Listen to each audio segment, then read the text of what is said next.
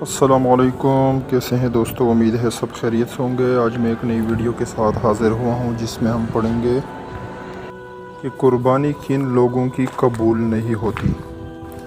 محترم ناظرین، قربانی 3 لوگوں کی قبول نہیں ہوتی۔ عید قرباں پر قربانی کرنے کے فضائل، برکات اور ثواب سے ہم مسلمان بخوبی واقف ہیں۔ قربانی کرنے کے حوالے سے حضرت عائشہ رضی اللہ تعالی عنہ سے روایت ہے، نبی کریم صلی اللہ علیہ وسلم نے فرمایا، قربانی کے دن آدم کا بیٹا کوئی ایسا عمل نہیں کرتا جو اللہ تعالیٰ کو خون بہانے سے زیادہ محبوب ہو۔ وہ جانور قیامت کے دن اپنے سینگوں، کروں اور بالوں سمیت آئے گا اور نیکی کے پلڑے میں رکھا جائے گا۔ قربانی کے جانور کا خون زمین پر گرنے سے پہلے اللہ کی بارگاہ میں شرف قبولیت حاصل کر لیتا ہے، اسی لیے خوش دلی سے قربانی کیا کرو۔ ایک مسلمان جس پر قربانی واجب ہو اور وہ قربانی کا جانور خریدے، پیسے خرچ کرے، جانور کی دیکھ بھال کرے اور عید الاضحیٰ کے دن اس جانور کو قربانی کی نیت سے ذبح کرے اور پتہ چلے کہ اس کی قربانی قبول ہی نہیں ہوئی، قربانی ضائع ہو گئی ہے، جانور کے پیسے ضائع ہو گئے، جانور کی خدمت کرنا ضائع ہو گیا ہے۔ محترم ناظرین، 3 لوگ ایسے ہیں جو قربانی تو کرتے ہیں مگر ان کی قربانی قبول نہیں ہوتی۔ حضرت سیدنا امام جعفر صادق رضی اللہ تعالی عنہ لوگوں کو درس قرآن اور قربانی کی فضیلت اور قربانی کے مسائل کے حوالے سے واعظ نصیحت فرما رہے تھے۔ اتنے میں آپ نے فرمایا، لوگوں، ہر ایک شخص کی قربانی قبول ہو جاتی ہے، چاہے وہ گنہگار ہو، بدکار ہو یا سیاکار ہو، اللہ جل شانہ اس کی قربانی بھی قبول فرما لیتے ہیں۔ دنیا میں 3 بدقسمت لوگ ایسے ہیں جن کی قربانی نہ قبول ہوتی ہے، نہ حج قبول ہوتا ہے اور نہ کوئی نماز قبول ہوتی۔ لوگوں نے پوچھا، حضرت، وہ بدقسمت 3 لوگ کون کون سے ہیں جن کی قربانی قبول نہیں ہوتی؟ محترم ناظرین، وہ 3 بدقسمت لوگوں کے بارے میں ویڈیو میں آگے چل کر آپ لوگوں کو بتائیں گے، لیکن اس سے پہلے نبی کریم صلی اللہ علیہ وآلہ وسلم کا فرمان سن لیتے ہیں۔ نبی کریم صلی اللہ علیہ وآلہ وسلم سے ایک دن صحابہ کرام رضی اللہ تعالی عنہ اجمعین نے دریافت کیا، پوچھا کہ یا رسول اللہ صلی اللہ علیہ وآلہ وسلم، یہ قربانی کیا ہے؟ آپ صلی اللہ علیہ وسلم نے فرمایا، قربانی تمہارے باپ دادا حضرت سیدنا ابراہیم علیہ السلام کی سنت مبارکہ ہے۔ یہ سن کر صحابہ کرام نے مزید پوچھا، یا رسول اللہ صلی اللہ علیہ وآلہ وسلم، اس پر ہمیں ثواب کتنا ملے گا؟ اس پر ہمیں نیکیاں کتنی ملتی ہے؟ آپ صلی اللہ علیہ وسلم نے فرمایا کہ جانور کے ہر ایک بال کے برابر تم کو ایک ایک نیکی ملے گی۔ قربانی کے لیے تمہارا جتنا بڑا جانور ہوگا، جتنے بڑے جانور کے اوپر بال ہوں گے، ہر ایک بال کے برابر تمہیں ایک ایک نیکی کا ثواب ملے گا۔ نبی کریم صلی اللہ علیہ وسلم نے اپنی پیاری بیٹی حضرت فاطمہ الزہرا سے فرمایا کہ بیٹی، اٹھو، قربانی کے جانور کے پاس رہو، آپ کے نام کا جو جانور اللہ کی بارگاہ میں قربان ہونے جا رہا ہے، اپنے گھر میں اس جانور کے بالکل قریب رہو۔ یہ سن کر حضرت فاطمہ الزہرا نے وجہ پوچھی کہ ابا جان، اس میں کیا حکمت چھپی ہوئی ہے کہ میں جانور کے قریب رہوں؟ بالکل قریب کیوں رہوں؟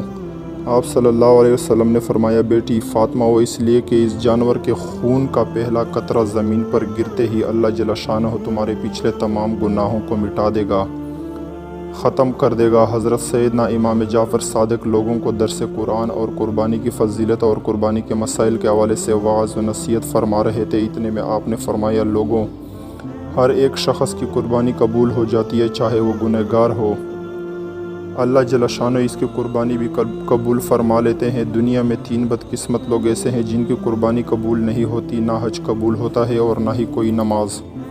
لوگوں نے پوچھا، حضرت، وہ بدقسمت لوگ کون ہیں جن کی قربانی قبول نہیں ہوتی؟ فرمایا، ایک شرک کرنے والے کا کوئی بھی عمل قبول نہیں ہوتا، نہ نماز قبول ہوتا ہے، نہ حج، نہ روزہ، نہ ہی قربانی قبول ہوتی ہے۔ شرک کیا ہے؟ اللہ کے ساتھ کسی کو شریک ٹھہرانا، اللہ کے دروازے کو چھوڑ کر کسی غیر کے دروازے پر جا کر بھیک مانگنا، مشکلات کا حل مانگنا، یہ شرک ہے۔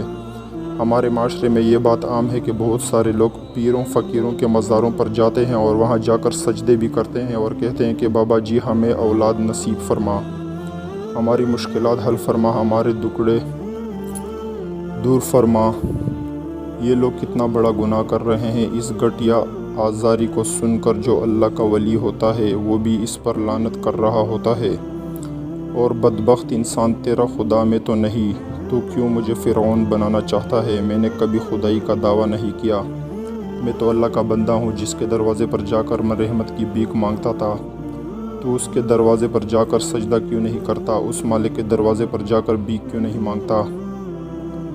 میرے دروازے کے سامنے تجھے سجدہ کرتے ہوئے شرم نہیں آتی؟ اس سے شرک کہتے ہیں۔ نبی کریم صلی اللہ علیہ وسلم نے صحابہ کرام سے فرمایا کہ شرک سے بچنا، تمہارے ٹکڑے ٹکڑے کیوں نہ کر دیے جائیں، پھر بھی شرک نہ کرنا۔ شرک کرو گے تو یاد رکھنا تم لوگ تباہ و برباد ہو جاؤ گے، تمہارا کوئی بھی عمل قبول نہیں ہوگا۔ انسان جب زنا کرتا ہے تو اللہ جل شانہ کو بہت زیادہ غصہ آتا ہے۔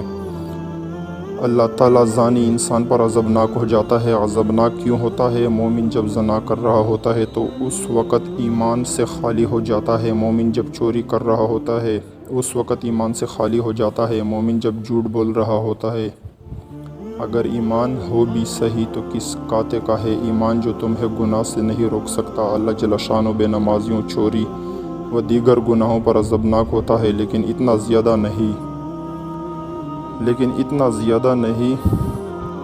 اللہ جل شانہ بہت زیادہ عذابناک ہوتا ہے جب ایک انسان کا دروازہ چھوڑ کر غیر کے دروازے پر جا کر ہاتھ پھیلاتا ہے، جھولی پھیلاتا ہے، بھیک مانگتا ہے، خیرات مانگتا ہے، مدد طلب کرتا ہے۔ یہ وہ بدقسمت انسان ہوتا ہے جس پر اللہ تعالیٰ بہت عذابناک ہوتا ہے۔ پوچھا گیا، حضرت دوسرے لوگ کون سے ہیں جن کی قربانی قبول نہیں ہوتی؟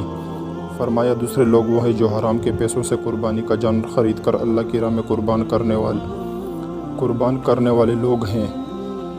یہ بھی وہ لوگ ہیں جن کی نماز قبول نہیں ہوتی۔ حرام اللہ تعالیٰ کو ناپسند ہے، اس لیے کہ حرام پر شیطان ہر وقت تھوکتا رہتا ہے۔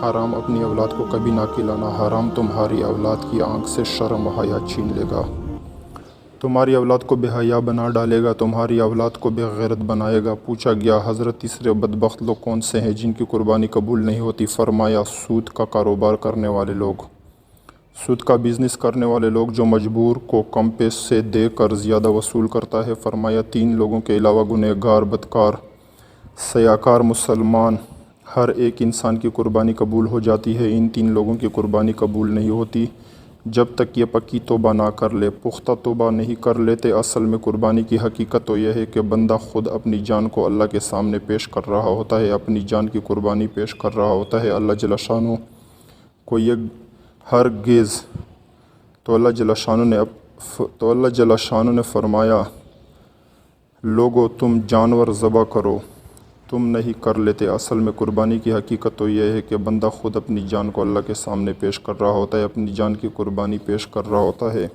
اللہ جل شانہ کو یہ ہرگز تو اللہ جل شانہ نے فرمایا، لوگو تم جانور کو ذبح کرو، تم ہمارے نام پر جانور ذبح کرو، یہی سمجھیں گے کہ تم نے خود کو ہمارے نام پر قربان کر دیا۔ بس دوستو، اللہ تعالی ہمیں اس پر عمل کرنے کی توفیق عطا فرمائے، اور ہماری چینل کو لائک اور سبسکرائب ضرور کرے تاکہ ہر نئی آنے والی ویڈیو آپ دوستوں تک بآسانی پہنچ سکے۔ ہمیں دیجیے اجازت، اللہ حافظ۔